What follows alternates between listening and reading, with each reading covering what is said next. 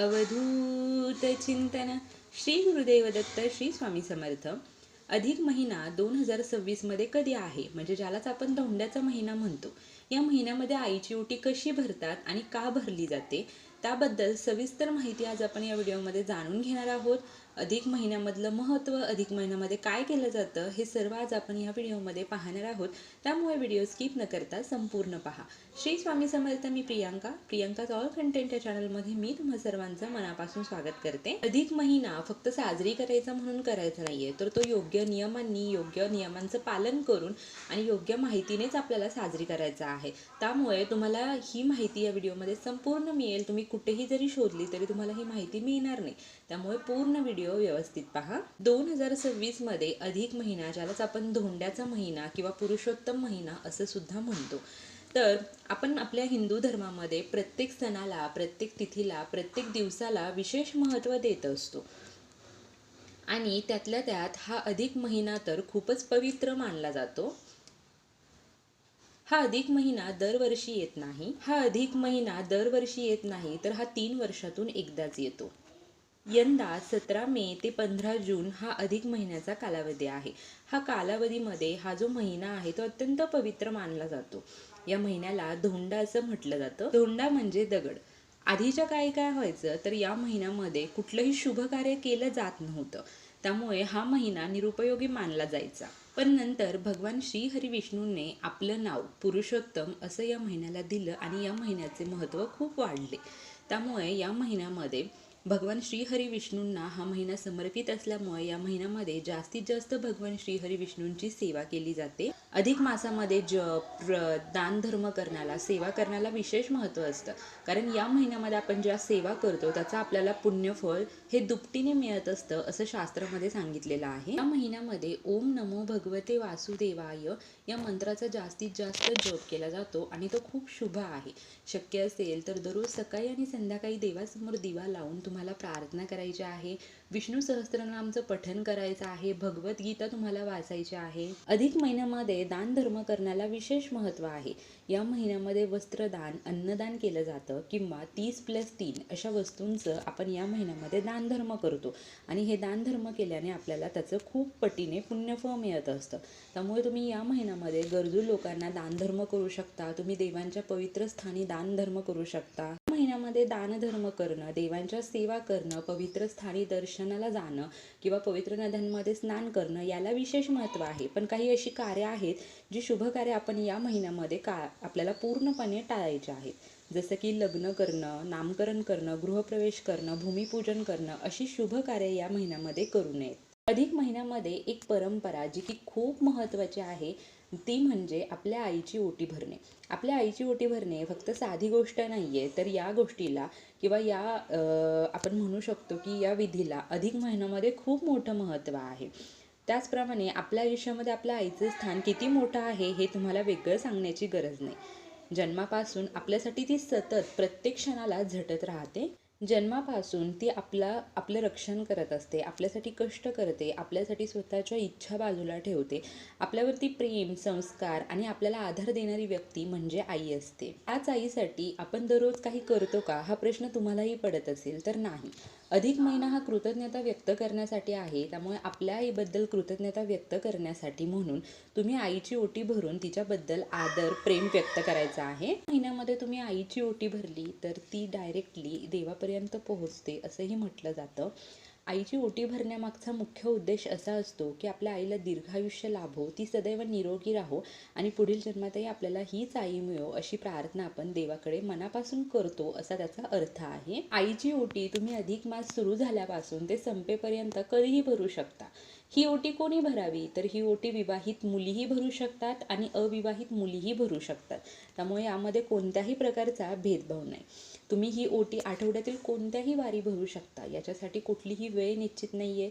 पण शक्य असेल तर तुम्ही मंगळवारी किंवा शुक्रवारी, जो की देवीचा वार आहे, या दिवशी तुम्ही ओटी भरण केलं तर अतिशय महत्त्वाचं आहे, कारण आपली आई आपल्यासाठी देवीच असते।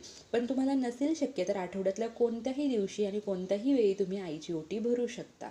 ओटी भरण्यासाठी तुम्हाला कोणतं साहित्य लागेल ते आता आपण जाणून घेऊया। पारंपरिक पद्धतीने जर आपण ओटी भरायला गेलो तर त्यामध्ये आपल्याला तांदूळ हवेत, खण हवेत, नारळ, ब्लाऊज पीस, सुकामेवा आणि जर सौभाग्याच्या वस्तू पाहायला गेलं तर त्यामध्ये तुम्ही हळद कुंकू, हिरव्या बांगड्या, कंगवा या गोष्टी घ्यायच्या आहेत. या ओटीमध्ये तुम्हाला गोड पदार्थ ठेवायचे आहेत. अधिक महिन्यामध्ये अनारशाला विशेष महत्त्व असतं.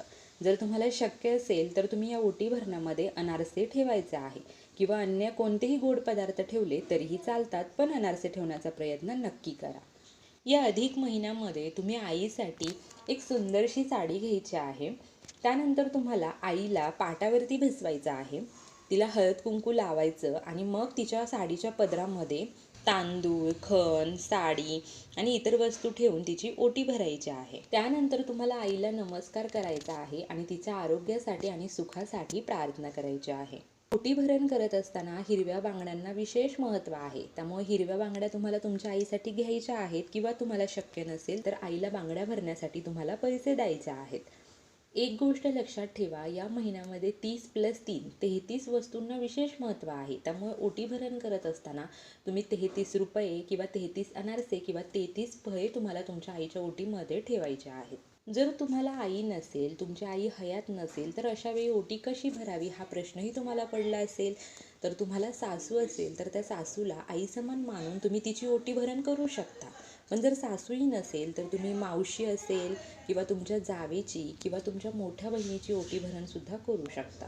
किंवा तुम्ही एखाद्या गरजू महिलेला किंवा एखाद्या वृद्ध आजीला सुद्धा तुमच्या आई समान मानून तिची ओटी भरण करू शकता. यामुळे तुम्हाला त्यांचे आशीर्वादही मिळतात आणि तुमची जी सेवा आहे ती थेट देवांपर्यंत पोहोचते असंही म्हटलं जातं.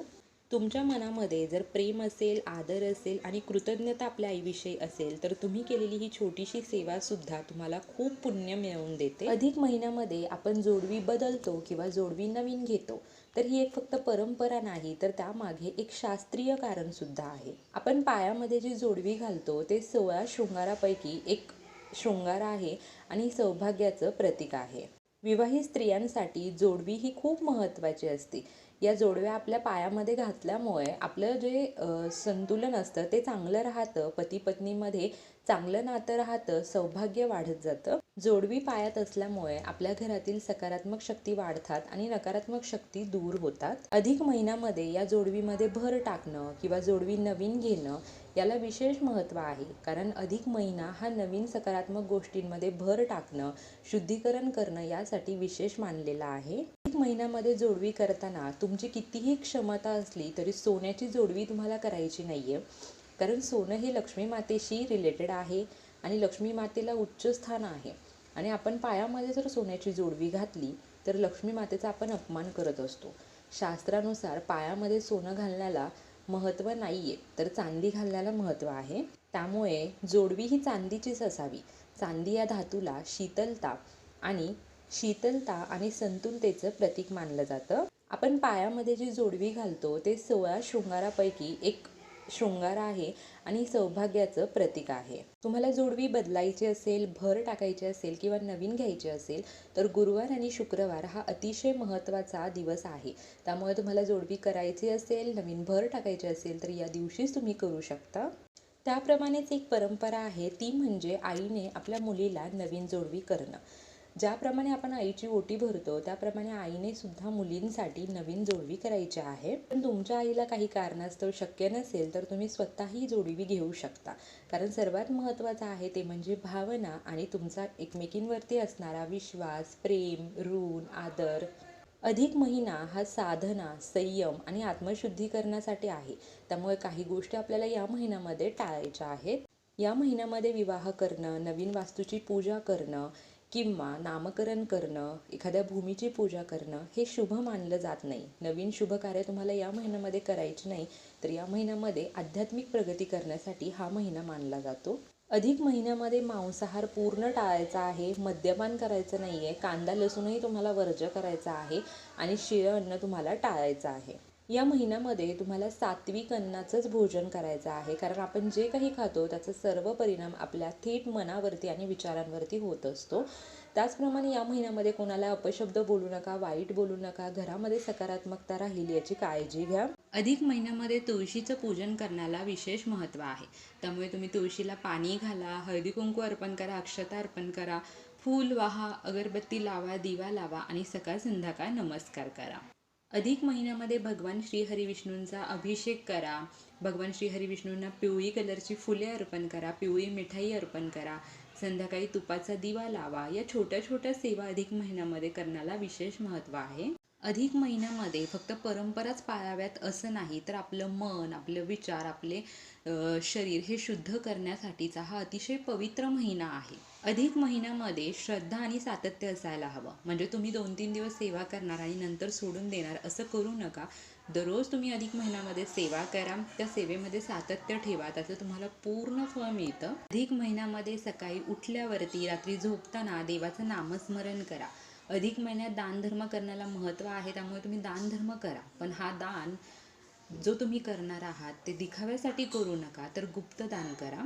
अधिक महिन्यामध्ये दीपदान करण्यालाही महत्त्व आहे, त्यामुळे तुम्ही दीपदानही करू शकता. संध्याकाळी तुळशीपाशी, घरातल्या देवांपाशी तुपाचा दिवाही नक्की लावा. या महिन्यामध्ये सेवा केल्यामुळे, दानधर्म केल्यामुळे, मुलीसाठी जोडवी केल्यामुळे, आईची ओटी भरण केल्यामुळे, त्याचप्रमाणे सात्विक जेवण ग्रहण करा, दानधर्म करा, या सगळ्या गोष्टींमध्ये या अधिक महिन्याला विशेष महत्त्व असतं. आणि या गोष्टी केल्यामुळे अधिक महिन्यामध्ये तुम्हाला पुण्याचं फळ मिळत असतं. त्यामुळे फक्त परंपराच नाही, तर या सर्व गोष्टी तुम्हाला करायच्या आहेत. माहिती आवडली असेल तर आपल्या चॅनलला जरूर सबस्क्राईब करा, व्हिडिओ सर्वांसोबत शेअर करा. Shri Swami Samarth. Bless you all.